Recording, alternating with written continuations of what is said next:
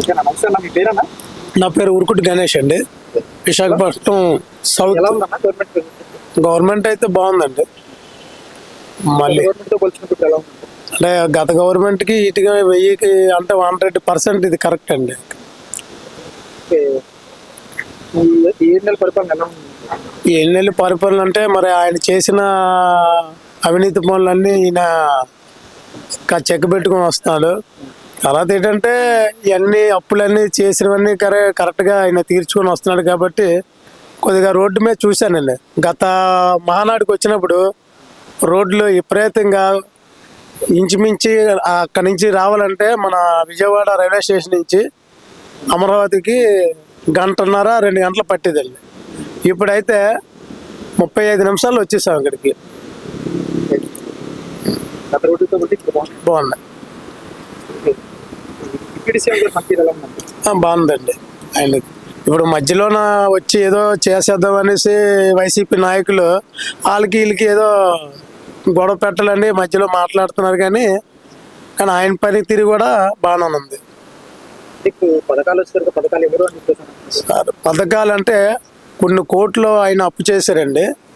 పథకాలు ఇస్తారండి. ఎందుకు ఎవరు ఒక్కొక్కటి అవుతున్నాయి కదా. వైసీపీ వాళ్ళు అన్నారు పథకాలు అనేది ఎవరు? ఇస్తున్నారండి, ఇస్తారు. అవునా?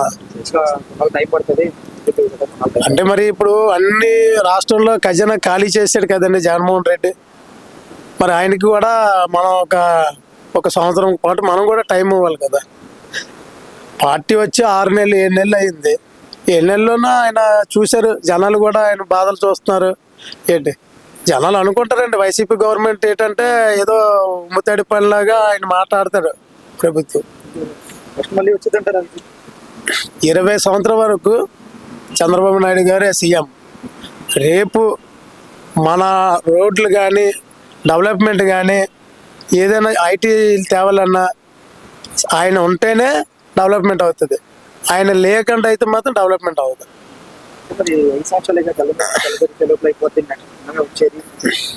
అలా అనుకుంటారండి. జనాలు తెలీదా? చదువుకున్న వాళ్ళు ఉన్నారు. ఆయన అన్ని అవినీతి పనులు చేశారండి. ఏంటి ఈరోజు ప్రశాంతంగా జనాలు బతుకుతున్నారండి హ్యాపీగా.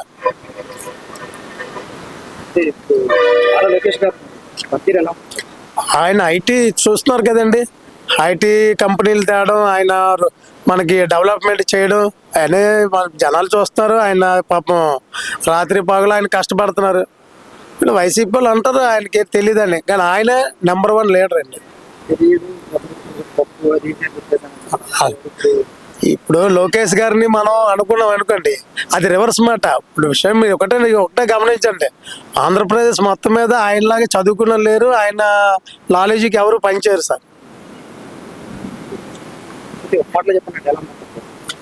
కూటమి ప్రభుత్వం అయితే ఈ 7 నెలలకి అయితే బాగానే ఉంది సార్.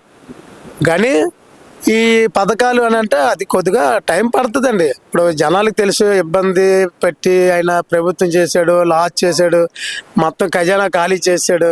ఇవన్నీ వాళ్ళు కొద్దిగా అలా కప్పుకొని వస్తున్నారు. పథకాలు ఆయన చేసిన సూపర్ 6 ఏదైతే అమలు చేశారో అవన్నీ అవుతాయి సార్.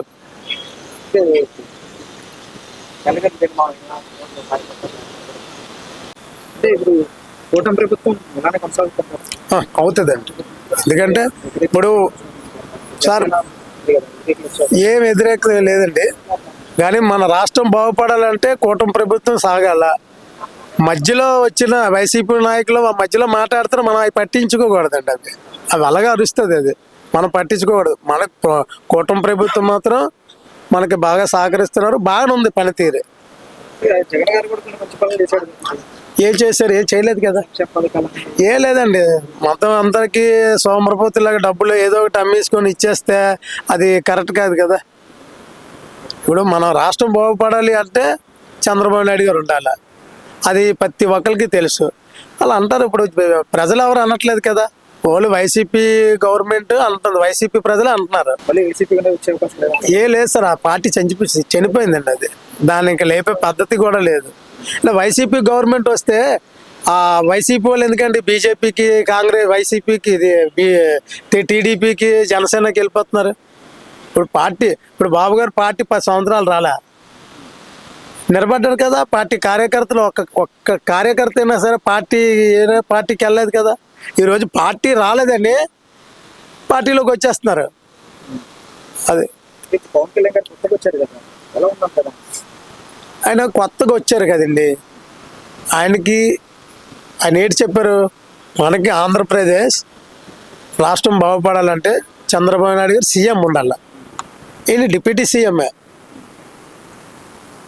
అలాగైతేనే రాష్ట్రం బాగుపడుతుంది. డిప్యూటీ సీఎం కొంతమంది లోకేష్ గారు చూడాలని చెప్పేసి ఏ లేదు సార్, డైరెక్ట్ ఆయన సీఎంఏ, డిప్యూటీ సీఎం కాదండి, సీఎంఏ. లోకేష్ గారు అయితే సీఎంఏ. అంటే జనసేనలో కొన్ని వ్యతిరేకులు ఉంటారు, పవన్ కళ్యాణ్ గారిని కూడా సీఎం గా చూడాలనుకుంటారు కదా. ఉంటారు సార్, ఎవరి పార్టీకి ఎవరికి కేడర్ కాళ్ళకి ఉంటుందండి, ఎవరి అభిమానం వాళ్ళండి. ఇప్పుడు నా అభిమానం అయితే నేను ఎన్టీ రామారావు అభిమానం అండి పక్కా, కానీ చంద్రబాబు నాయుడు గారే ఆయన సీఎం ఉండాలనుకుంటున్నాను.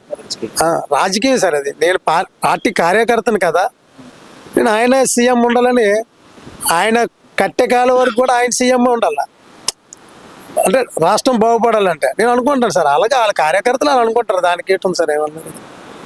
ఇప్పుడు పార్టీ కలిసి ఉంటాయి సార్, ఉంటాయి.